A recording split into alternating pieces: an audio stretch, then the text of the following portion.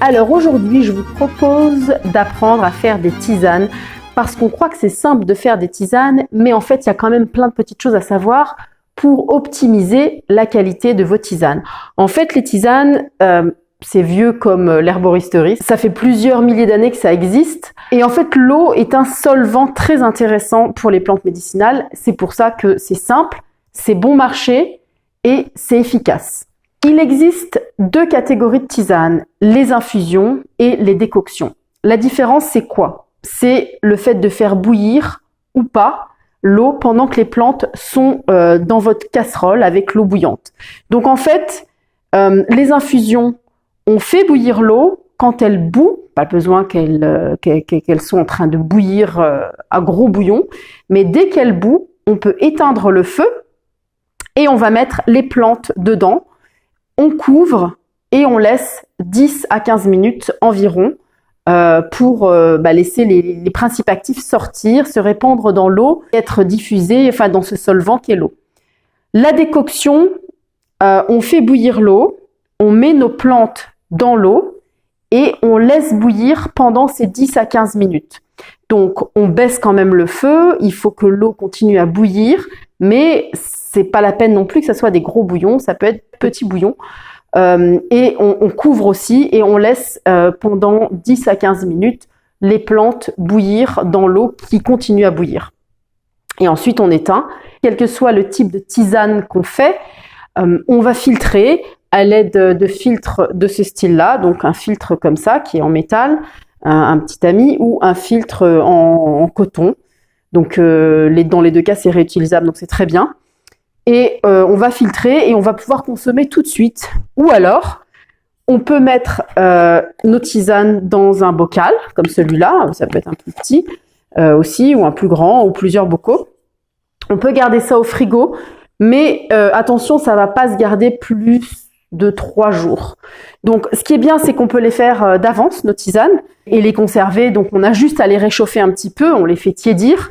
Mais en fait, il faut pas garder ça plus longtemps parce qu'après ça s'oxyde. Donc dans quel cas on va savoir si on fait une décoction ou une infusion? Alors, donc c'est très simple, les infusions on les fait avec toutes les parties fines, légères et délicates de la plante, c'est-à-dire les fleurs, les feuilles. Donc là par exemple, j'ai des feuilles d'ortie qui sont séchées, mais on peut le faire évidemment avec des feuilles fraîches. Et après, on peut faire la même chose avec des feuilles fraîches, comme là, j'ai du thym par exemple, qui est tout frais, qui vient juste d'être cueilli, ou des fleurs aussi. Donc ça, ce sont des fleurs de calendule. Donc ça vaut la même chose pour les fleurs fraîches ou les fleurs sèches. Donc tout ça, les feuilles et les fleurs, ça va aller en infusion.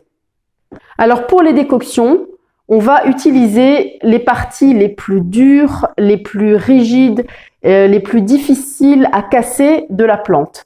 C'est-à-dire, ça va être les semences. Alors, par exemple, là, j'ai des graines de coriandre. Donc, les semences, parce qu'elles sont quand même grosses, épaisses, dures.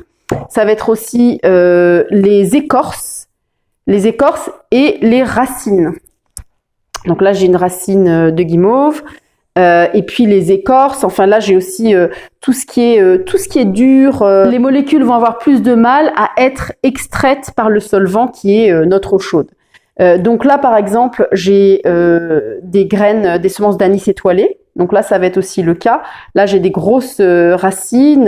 Là ça c'est un mélange que j'avais acheté, un mélange de thé royal marocain. Donc ça évidemment on va faire bouillir et on peut même en fait moudre avec un moulin à café normal, un moulin à café électrique, c'est plus facile. On peut même moudre tous ces morceaux-là juste avant de faire la tisane pour pouvoir accélérer un petit peu le processus d'extraction.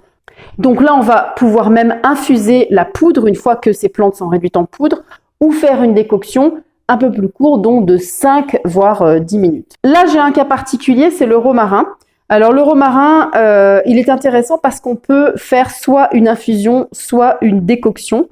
C'est-à-dire que quand on va le prendre pour tout ce qui est concentration, qui nous donne un petit choc pour se réveiller, on peut faire une infusion simple.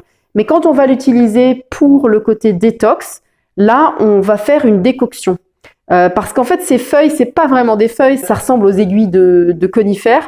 et elles sont quand même assez dures, assez rigides, assez rustiques. Donc là, la décoction va être quand même assez pertinente. Avec les racines, là donc comme je disais, j'ai une petite racine de guimauve. Donc le mieux avec les racines, ça va être de les couper en petits morceaux, en petites rondelles, en petites tranches, et éventuellement même de les moudre avec le fameux moulin à café pour que ça soit plus facile, pour que l'extraction se fasse mieux.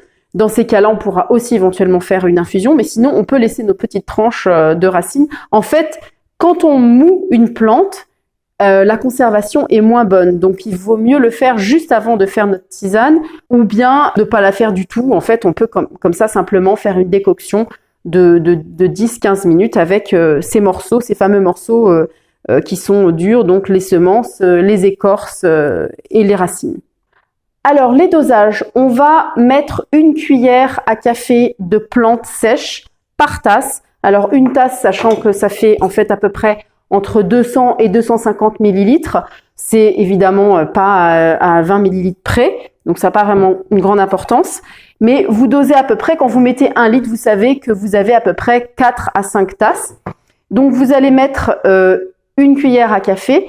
Alors sachant que ça, c'est quand même un dosage qui est plus utilisé en Amérique du Nord, et qu'en Europe, on a tendance à utiliser plutôt la cuillère à soupe. Mais ça peut être entre ces deux-là, à peu près, vous choisissez selon votre sensibilité aux plantes, selon le fait que vous preniez les plantes pendant longtemps ou pas.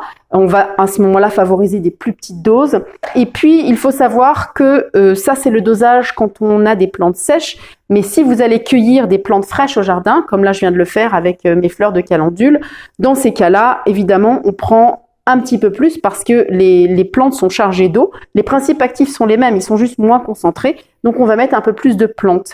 Et puis, évidemment, on a des fleurs fraîches comme ça. On ne va pas les découper en morceaux pour calculer combien ça fait dans une cuillère. Mais on va simplement en jeter quelques-unes comme ça dans la casserole. Donc, pour récapituler, infusion avec les parties fragiles de la plante, décoction avec les parties plus dures et rigides de la plante, infusion, on éteint, on laisse tremper 10 à 15 minutes. Décoction, on laisse bouillir à petit feu 10 à 15 minutes. Dans tous les cas, on couvre, surtout si les plantes sont chargées en huile essentielle, comme toutes les aromatiques, romarin, origan, thym, etc. Parce que les huiles essentielles sont très volatiles, donc il faut qu'elles restent à l'intérieur de notre infusion ou de notre décoction. Et ensuite, on peut mettre ça dans un bocal pour en avoir d'avance. Mettre au frigo. Donc là, c'est un bocal d'1 litre. On boit ça au fur et à mesure. En général, c'est 1 à 3 tisanes par jour. Donc, vous pouvez garder ça d'avance dans votre frigo pour 2 ou 3 jours. Voilà, j'espère que ce tutoriel vous a plu, qu'il vous a été utile. N'hésitez pas à mettre un petit commentaire si vous avez des questions ou à vous abonner à ma chaîne.